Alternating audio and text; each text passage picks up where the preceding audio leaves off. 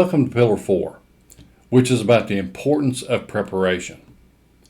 Preparing to communicate is vital, especially for those who will be speaking with a specific purpose like coaching, counseling, training, sharing information, or entertaining.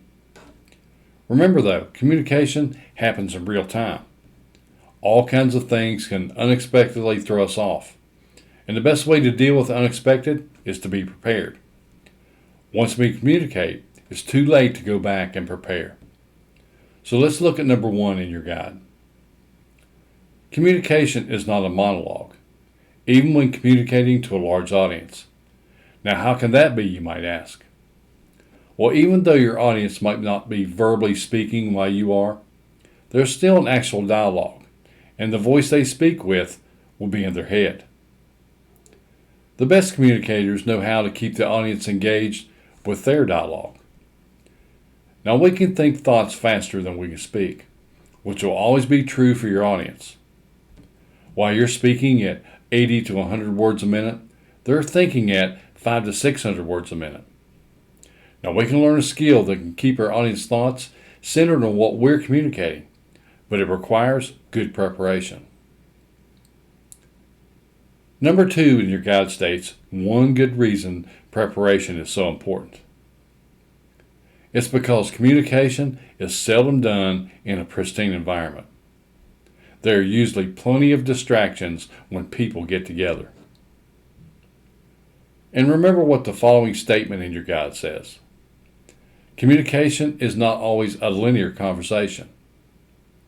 Different ideas and topics can pop up at any time, and sharing them is a powerful way to make a point, but you must be prepared, and that's why preparation is vital to keep us from chasing too many rabbits. It's powerful when you can ad-lib and keep the conversation going in your chosen direction without seeming to be just reciting content. But without practice and timing yourself, you can get off track and not be able to give your best presentation. In the beginning, when communicating and things don't go as planned, oftentimes our first reaction is to find and place fault outside of ourselves to explain why our communication didn't get the planned response we wanted.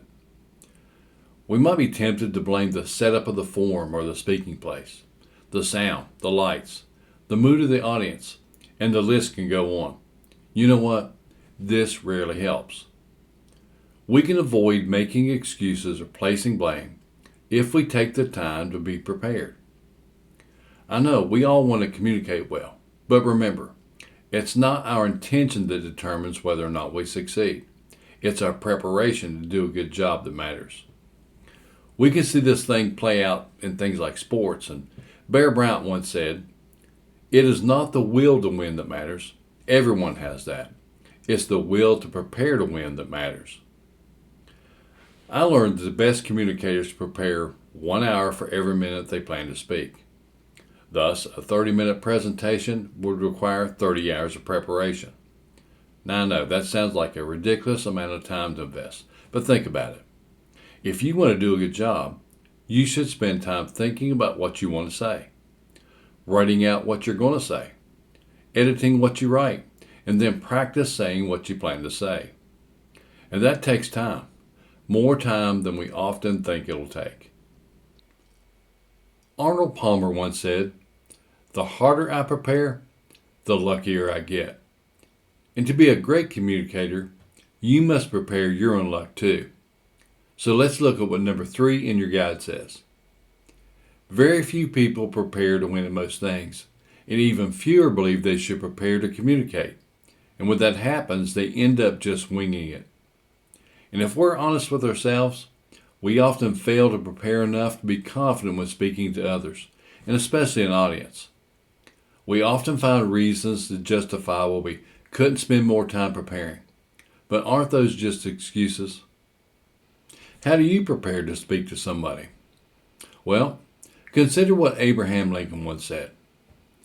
"When I'm getting ready to reason with a man, I spend 1/3 of my time thinking about myself and what I'm going to say, and 2/3 thinking about him and what he's going to say." As I alluded to before, when we speak to an audience, most of the time they aren't talking back to us audibly, but to themselves about what we're saying. Speaking to an audience requires extra effort to consider their possible unspoken objections and how to overcome them without an open debate. In your guide, look at number 4. A job interview is a great place to see the difference preparation can make. The interview is a performance, and like any other performance, it can be mastered. Getting a position or job often depends on how well you've prepared for the interview, rather than just your ability to do the job. Getting a job is a process, and you can master it if you prepare well enough. Look at number 5 in your guide. True job security is the ability to get another job if you choose or if necessary.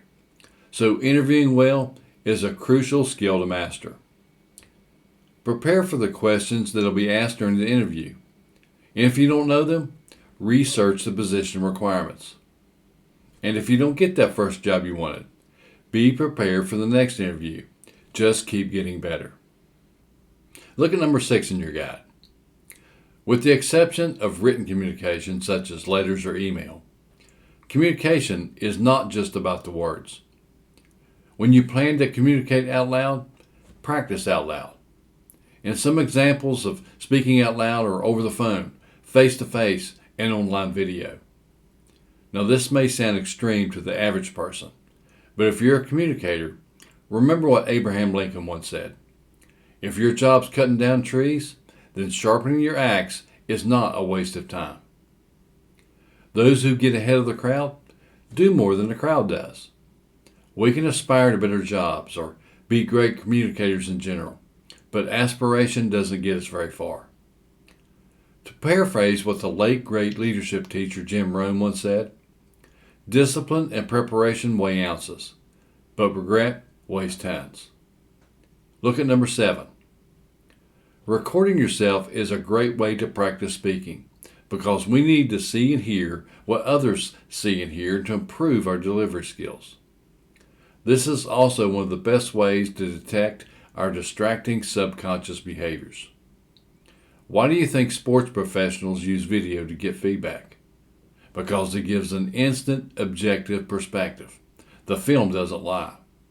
Now, why would we not use this tool to improve our communication? In your guide, let's look at number 8. We all can get better at communication, but remember that it's not all about the words. Communication includes voice, body language, timing, pausing, and facial expressions, all of which can and should improve. Now, audio recording helps us with feedback for our voice, but video recording takes it to another level. We should know what we look like as well as what we sound like when communicating. And that's because if something is off, we want to know so we can fix it before we speak live and in person. Now, why do you think that is? Well, it's because we don't want what we say getting lost because of our distracting behaviors. Now think about it. Have you ever liked to listen to someone speak, but when you actually saw them speak, it changed your opinion of them? Sure, they might have sounded good and spoken the right words, but their body language didn't reflect any practice or display genuine emotion.